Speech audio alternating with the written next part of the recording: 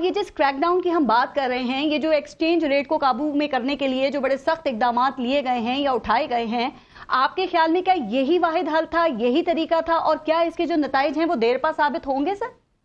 बिस्मिल्लाहिर्रहमानिर्रहीम। बहुत शुक्रिया पारस और मलिक साहब ने बहुत सच्ची बातें और खरी बातें की, और मैं उसको यकीनन उसको एक्सेप्ट भी करूंगा और उसको आगे भी बढ़ाऊंगा। देखिए पारस, और हमें हकायक पे बात करनी चाहिए, बियॉन्ड पार्टी लाइंस। मुल्क है तो हम सब हैं जी। देखिए, ये जो इस मुल्क में इकोनॉमिक इंस्टीट्यूशनल कैप्चर है, कार्टलाइजेशन है, इन्होंने इसकी बिल्कुल सही निशानदेही की। लेकिन मुझे थोड़ी हंसी भी आती है। हंसी इसलिए आती है कि बिल्कुल माजी में भी बिजनेसमैन आर्मी चीफ को मिले, इनको पहली बारी नहीं मिले, ठीक हो गया। और जो ये लोग मिले हैं, अब मैं उनके नाम नहीं लेना चाहता, वो उनमें से कई लोग हैं जो petroleum sector, cement sector, banking sector, जिनके अपने कार्टेल्स हैं, ठीक है। और बिल्कुल आर्मी चीफ ने ये दुरुस्त एक्शन लिया, और जो केयर टेकर हुकूमत है ये उसकी नाअहली है। और सबसे बढ़कर देखिए, एक्सचेंज रेट जो है उसमें मेन जो किरदार है वो तो आपके स्टेट बैंक का होता है, और स्टेट बैंक जो है वो तो गवर्नर वही है जो माजी की हुकूमत में था और उससे पहले। प्रॉब्लम यह है कि जो स्ट्रक्चरल रिफॉर्म है उसकी तरफ कोई नहीं आता, फायर फाइटिंग होती है। चीनी शॉर्ट हो गई तो शोर मच गया, सर इनके ऊपर जरा आते हैं, लेकिन अभी आप जरा एक बात को क्लियर करें, जो बताइए कि जी आर्मी चीफ से क्यों मिल रहे हैं। तो ये बड़े बड़े बिजनेसमैन, जिनकी आपने एक वजह तो बता दी, लेकिन वजह ये भी तो हो सकती है ना कि वो आप जो सियासी क़यादतें हैं, मैं किसी एक की बात नहीं कर रही, वो उनका अदम एतमाद है और आर्मी चीफ पे वो ज्यादा एतमाद कर रहे हैं। शायद वो भी अब ये समझ गए हैं कि डंडा ही इसका इलाज है, और जिसके हाथ में डंडा है उसी से हमने जाके मिलना है।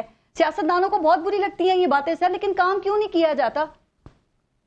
नहीं किया ना।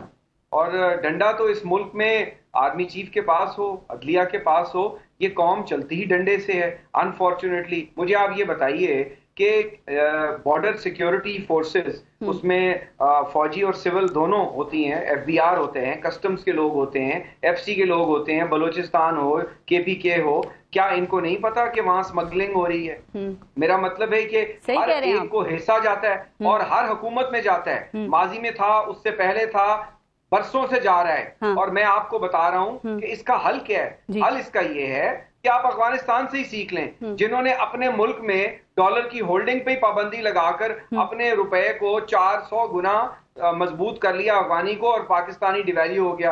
आपके मुल्क से वो, उनके पास कोई डॉलर की वहां एक्सपोर्ट है, जो वो डॉलर लेते हैं और उससे पाकिस्तान से चीजें इंपोर्ट करते हैं, घी हो, शक्कर हो, आटा हो। पारस मेरी बात सुन लें, आपके बॉर्डर्स, आपके पेशावर मार्केट, आपकी ये जो अभी आप फिगर्स देख रहे हैं IB वालों को, इन्होंने क्या रातों रात लिस्टें बनाई हैं? लाहौर की मेन मार्केट्स हैं, कराची की हैं, पेशावर की हैं। सर पेशावर में तो पूरी करेंसी मार्केट चल बंद किया है। हैदर साहब एक सेकंड देखें, अब मुझे बड़ी अच्छी बात है, आपको सब मालूम है कि ये जो रुपया है ये डिवैल्यू होने की वजह क्या है? स्मगलिंग है, जखीरा अंदोजी है, सट्टेबाजी है। मैं बताता हूं ना, अगर आप सियासी जमातें इसकी हिम्मत क्यों नहीं कर सकती? सर आप क्यों जरूरत करके इस तरह का एक्शन लेने की? आपके इसमें स्टॉक मार्केट के लोग हैं, रियल एस्टेट के लोग हैं, आपके एक्सपोर्टर इन्वॉल्व हैं। वो देखते हैं कि पाकिस्तान को जो एक्सपोर्ट के बाद डॉलर मिलना है वो रोक लेते हैं, वो प्रोसीड्स नहीं आती।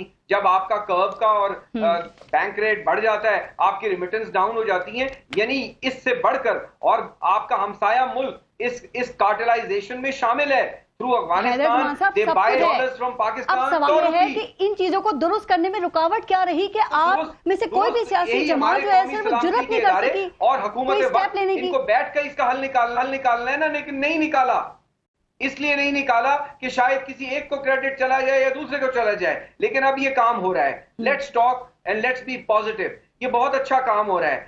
अल्लाह करे कि ये 2, 4, 5 हफ्ते ये चले, और आपको 1, 2, 3 मैं आपके प्रोग्राम के तवस्सुत से जो इस मुल्क में डिसीजन मेकर्स हैं, जो इस वक्त चला रहे हैं लाठी, उनको 2 चीजें कर लेनी चाहिए। परचेज ऑफ डॉलर जो है, चाहे ट्रैवल पर्पस के लिए हो या किसी भी पर्पस के लिए हो, वो सिर्फ वो कर सके जिसका फॉरेन करेंसी बैंक अकाउंट है। Simple one thing. दूसरी बात, स्टेट बैंक सोया हुआ था, आज से 20 साल हो गए, उसको नहीं पता कि मनी चेंजेस के नीचे पूरा कार्टेल है। इल्जाम ही डालते रहेंगे, लेकिन ये बात सुन के बड़ा अफसोस हुआ कि ये गवर्नमेंट की क्रेडिट लेने के लिए सब कुछ कर रही है, उसकी वजह से। वो मुल्की मफाद की बातें फिर हम पीछे छोड़ दें। नाकिस इकोनॉमिक जो है समझबूझ के मुताबिक कि आपका जो डॉलर है ये कम से कम 250 रुपए का आ जाएगा। आप ठीक कह रहे हैं हैदर ज़मान साहब, कर दिया। शर्म की बात है, दुनिया कहां से कहां जा रही है सर।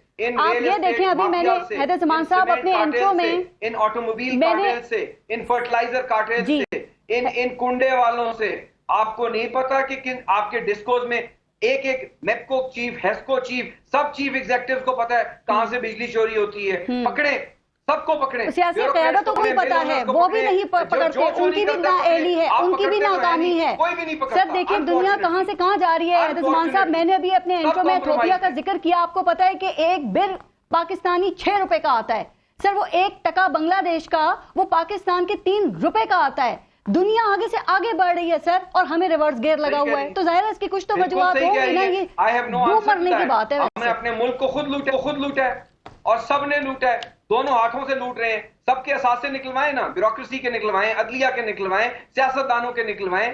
मुझे बताएं, ये मिल ओनर्स जो हैं ये कमर्शियल रेट नहीं देते और कुंडे डालते हैं, कहीं कहीं मिले। अभी एक ऑपरेशन चलेगा, आप जरूर बुलाइएगा मुझे प्रोग्रामों पे, मैं आपको बताऊंगा।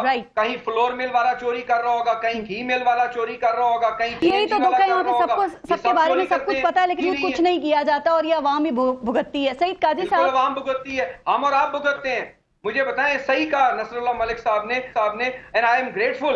मुझे बताएं, ये आपके लिए और मेरे लिए आती है, हर वजीर आजम, हर हुकूमत इंडस्ट्रियां लाती है। सईद काजी साहब को भी शामिल कर। हैदर ज़मान साहब, फिर जरा मैं चीनी के हवाले से भी बात करती हूँ, चूंकि इल्जाम आपकी गवर्नमेंट पे नवीद कमर साहब पे आ रहा है कि वो देख रहे थे और एक्सपोर्ट की इजाजत उन्होंने दी।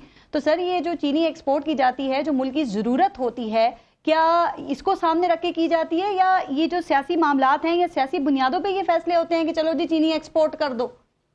फारस सर, आपका बड़ा अहम सवाल है और यकीनन मैं कोशिश करूंगा और मुझे मौका दीजिएगा, मैं उसका जल्दी से जवाब दे दूं। पहली बात यह है, सईद काजी साहब ने अपना नुक्ता नज़र से कुछ अहम नुकात उठाए हैं और वो पीपल्स पार्टी पे शायद तनकीद नहीं कर रहे, वो पॉलिसी पे कर रहे हैं। क्योंकि अगर पावर पॉलिसी 1994 गलत थी तो उसमें 16 पावर प्लांट या 17 लगे थे। उस वक्त 5000 मेगावाट पाकिस्तान में बिजली की शॉर्टेज थी और कोई और रास्ता नहीं था शॉर्ट टर्म में बिजली के मुआहदे करने का। उन मुआहदों पे बहुत बाद में रिव्यू भी हुआ, नवाज शरीफ की हुकूमत आई। अगर आपको याद हो को हबको के सीईओ को गाय और भैंस की चोरी के पर्चे में उन्होंने अंदर कर दिया था। उसके बाद 2002 की पावर पॉलिसी आई, वो ना बेनजीर की हुकूमत थी ना नवाज शरीफ की थी, वो एक आमिर की हुकूमत थी। उसमें 13 पावर प्लांट लगे जो फर्नेस ऑयल ऑपरेटेड हैं, ठीक है जी। उसके बाद 2015 में पावर पॉलिसी आई, उसके तहत भी 8 दर्जन पावर प्लांट्स लगे। और फिर ये नवाज शरीफ दौर में जो पावर प्लांट्स लगे ये भी 2000 जो सीपैक जिसे आप कहते हैं ये 2015 की पावर पॉलिसी में है। अब इसमें कई जगह कैपेसिटी पेमेंट वाला नुकता और डॉलर पे पेमेंट का, ये इसको भी जरा क्लियर करें।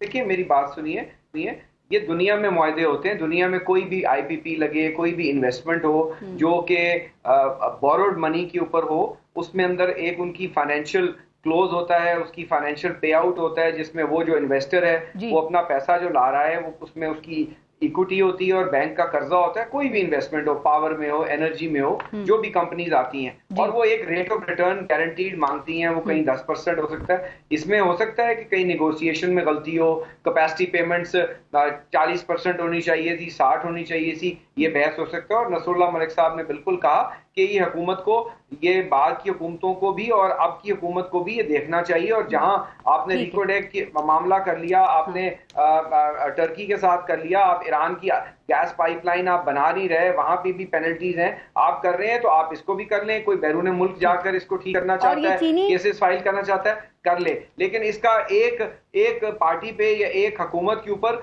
मुरद इल्जाम नहीं होना चाहिए। अगर 50-55 आईपीपीज लगे हैं तो उसमें से लगभग 15-16 आईपीपीज हैं जो 94 की पॉलिसी में लगे हैं, 2002 की पॉलिसी में और 2015 की पॉलिसी में, दोनों में पीपल्स पार्टी की हुकूमत नहीं थी, तो उन लोगों से भी पूछा जाए। लेकिन कोई भी हुकूमत हो, मैं इस बात से एग्री करता हूं कि पावर सेक्टर में जो सर्कुलर डेट का इशू है वो चोरी और इन मुआहिदों में जो कोई शॉर्ट कमिंग्स हैं उसको अगर आप कम्प्लीमेंट कर दिया जी, जाए, हैदर क्योंकि मान चोरी साहब। जो है हाँ। और उसकी जो कॉस्ट है वो बहुत है। अब आ जाए जी चीनी पे। जी। चीनी इमरान खान के दौर में भी चीनी का स्कैंडल आया, आपको याद है राणा भगवान दास के दौर में भी जब इफ्तिखार चौधरी चीफ जस्टिस थे आया। होता ये है सर, ये अयूब खान के दौर से आपकी सुन रहे हैं, थोड़ा सा गवर्नमेंट जो टाइम भी कम है, ये बता सपोर्ट करने का फैसला दुरुस्त था या गलत था, चाहे कोई भी इसका जिम्मेदार है, ये बताइए। देखिए, कॉमर्स मिनिस्ट्री जो होती है वो एक डिमांड रेज करती है, ये मामा ईसीसी में जाता है। ईसीसी में एग्रीकल्चर मिनिस्ट्री भी होती है, प्रोविंसेस भी होती हैं, स्टॉक्स भी बताए जाते हैं। उस वक्त हुकूमत को स्टॉक्स बताए गए कि जी इतनी चीनी आप अगर एक्सपोर्ट कर देंगे तो उसके बावजूद जो है आपके पास स्टॉक्स मौजूद हैं। चीनी एक्सपोर्ट करने से डॉलर आए हैं, कोई तुमान नहीं आए। आप डॉलर स्टार्व कंट्री हैं, आपके पास एक्सपोर्टेबल सरप्लस था। प्रॉब्लम कहां होती है? प्रॉब्लम ये होती है कि जब वो चीनी एक्सपोर्ट हो जाती है और स्टॉक्स मैं समझता हूं अभी भी मौजूद हैं, एक पैनिक क्रिएट करके अफगानिस्तान स्मगल हुई चीनी, जिस तरह आपकी गंदम स्मगल होती है, जिस तरह आपका डॉलर स्मगल होता है, जिस तरह आपकी फर्टिलाइजर स्मगल होती है। अब अगर आप अपने इंटरनल स्टॉक्स जो आज भी आपके लिए, और ये क्रैकडाउन में आप देखिएगा कितने हजार टन जो है चीनी पाकिस्तान में मौजूद पाई जाएगी।